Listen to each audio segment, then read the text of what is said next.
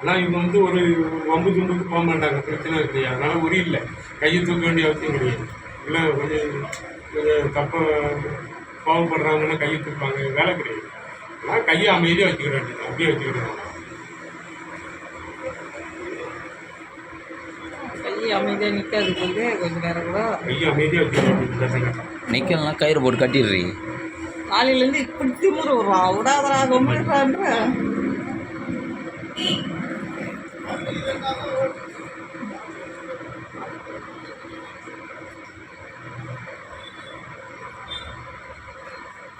உட்காந்து பெருசு கிடையாது.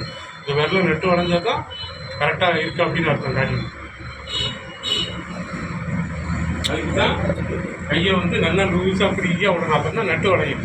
டைட்டாக இருந்தால் உடையாது, நட்டு உடையும்.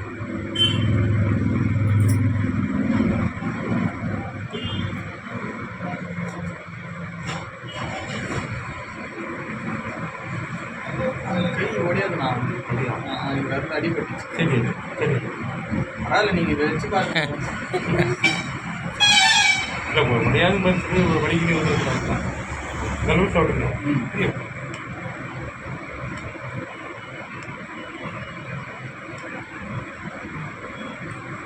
கெட்டால் மட்டும் அவசரம் பார்த்துக்கோங்க.